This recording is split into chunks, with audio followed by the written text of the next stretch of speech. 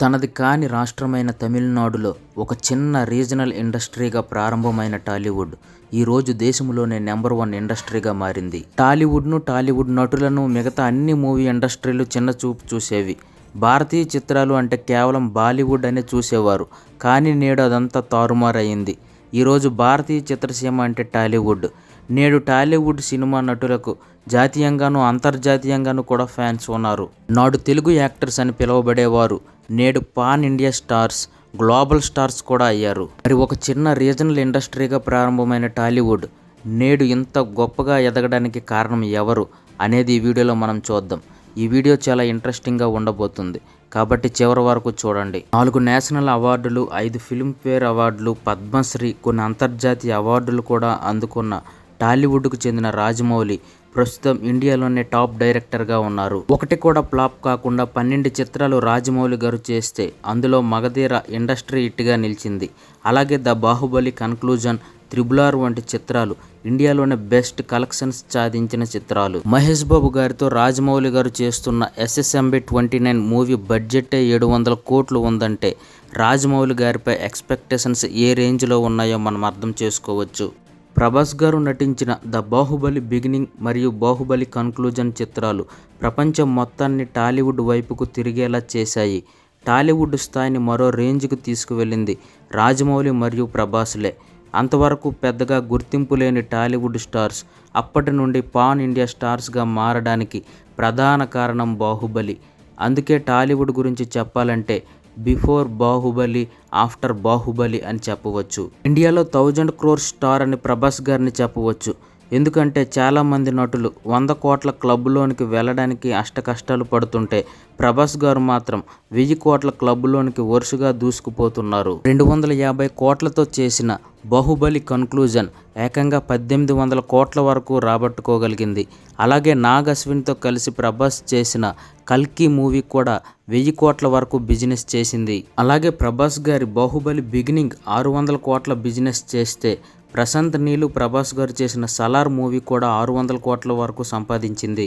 ప్రభాస్ గారి కెరీర్లో 2000 కోట్లకు పైగా బిజినెస్ చేసిన సినిమాలు, 500 కోట్లకు పైగా బిజినెస్ చేసిన సినిమాలు చేసి టాలీవుడ్ను మరో రేంజ్కు తీసుకువెళ్ళాడు. ప్రభాస్ గారి తర్వాత టాలీవుడ్ స్థాయిని పెంచిన మరో వ్యక్తి ఐకాన్ స్టార్ అల్లు అర్జున్. టాలీవుడ్లో ఎక్కువ సార్లు 100 కోట్ల క్లబ్లోకి వెళ్ళిన వ్యక్తి అల్లు అర్జున్. అల్లు అర్జున్ గారు సురేందర్ రెడ్డి చేసిన రేస్ గుర్రం మూవీ మొదటిసారిగా 100 కోట్ల క్లబ్లోకి చేరింది. తర్వాత అల్లు అర్జున్ గారు చేసిన సరైనోడు, సన్ ఆఫ్ సత్యమూర్తి, దువ్వాడ జగన్నాథం 100 కోట్ల క్లబ్లోకి వెళ్ళాయి. ఇక అల్లు అర్జున్ గారు, త్రివిక్రమ్ గారు కలిసి చేసిన అలా వైకుంఠపురంలో ఏకంగా 263 కోట్లను వసూలు చేసింది. అయితే టాలీవుడ్ను మరొక అడుగు ముందుకు తీసుకువెళ్ళింది మాత్రం అల్లు అర్జున్ సుకుమార్ గారు తీసిన పుష్ప సిరీస్. పుష్పలో అల్లు అర్జున్ గారి యాక్టింగ్కు అంతర్జాతీయ స్థాయిలో గుర్తింపు వచ్చింది. పుష్పలో అల్లు అర్జున్ మేనరిజంకు, యాక్టింగ్కు చాలామంది ఫ్యాన్స్ అయ్యారు. ముఖ్యంగా పుష్పలో ఆయన చెప్పే తగ్గేదేలే అన్న డైలాగ్ను చిన్నపిల్లల నుండి సెలబ్రిటీలు, క్రికెట్ స్టార్స్ కూడా జాతీయ, అంతర్జాతీయ స్థాయిలో వాడారు. పుష్ప ద రైజ్ 360 కోట్లను వసూలు చేస్తే పుష్ప ద రూల్ 1640 కోట్లను సంపాదించి పెట్టింది. ఒక్క టాలీవుడ్లోనే కాకుండా బాలీవుడ్లో కూడా మంచి వసూళ్లను రాబట్టింది. టాలీవుడ్కు దొరికిన very talented actor junior NTR. కొంతమంది స్టార్ యాక్టర్స్కు కూడా కొన్ని బలహీనతలు ఉన్నాయి. యాక్టింగ్లోనూ, డ్యాన్స్లోనూ, డైలాగ్ డెలివరీలోనూ కొంతమంది స్టార్ యాక్టర్స్కు కొన్ని బలహీనతలు ఉన్నాయి.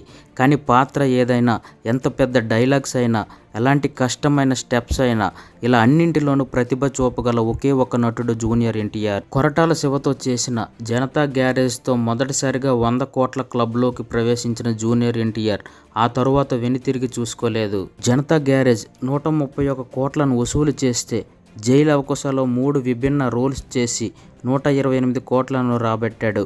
అలాగే త్రివిక్రమ్తో కలిసి ఆయన చేసిన అరవింద సమేత 185 కోట్లను తెచ్చిపెట్టింది. ఇక రాజమౌళి, జూనియర్ ఎన్టీఆర్, రామ్ చరణ్ కలిసి చేసిన త్రిబుల్ ఆర్ ఏకంగా 1320 కోట్లను రాబట్టుకుంది. ఆ తరువాత కొరటాల శివ, జూనియర్ ఎన్టీఆర్ చేసిన దేవరా పార్ట్ 1 508 కోట్లను సంపాదించి పెట్టింది. ఇక 2025లోనే హృతిక్ రోషన్తో కలిసి జూనియర్ ఎన్టీఆర్ చేసిన వార్ 2 చిత్రం 400 కోట్ల వరకు బిజినెస్ చేసింది. ఇలా యాక్టింగ్లోను, డ్యాన్స్లోను ఎవరికీ అందనంత ఎత్తులో ఉన్న జూనియర్ ఎన్టీఆర్ టాలీవుడ్ స్థాయిని మరింత ముందుకు తీసుకువెళ్తున్నారు. నాన్న మెగాస్టార్, బాబాయ్ పవర్ స్టార్, ఇలా ఒకే ఇంట్లో పెద్ద పెద్ద స్టార్స్ ఉంటే ఆ వచ్చే వారసుడిపై ఎంత ప్రెజర్ ఉంటుందో ప్రత్యేకంగా చెప్పాల్సిన అవసరం లేదు. కానీ అంతటి ప్రెజర్ను కూడా హ్యాండిల్ చేసి వాళ్ళ నాన్న మెగాస్టార్కి ఏమాత్రం తీసిపోకుండా ఏకంగా గ్లోబల్ స్టార్ అయ్యారు రామ్ చరణ్. తన కెరీర్ ప్రారంభంలో యాక్టింగ్ బాలేదు అన్న విమర్శకులను రంగస్థలంతో నోర్లు మూయించారు.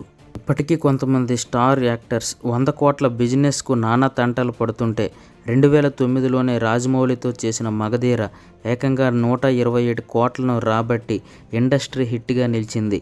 టాలీవుడ్లో మొదటిసారి 100 కోట్ల క్లబ్లోకి చేరిన మూవీ మగధీరనే.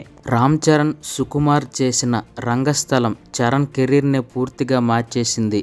రంగస్థలం 217 కోట్ల బిజినెస్ను చేసి రామ్ చరణ్ యాక్టింగ్కు జాతీయ స్థాయిలో గుర్తింపు తెచ్చిపెట్టింది. ఇక మళ్ళీ రాజమౌళితో కలిసి చేసిన త్రిబులర్ ఏకంగా 1288 కోట్లను సంపాదించి పెట్టింది.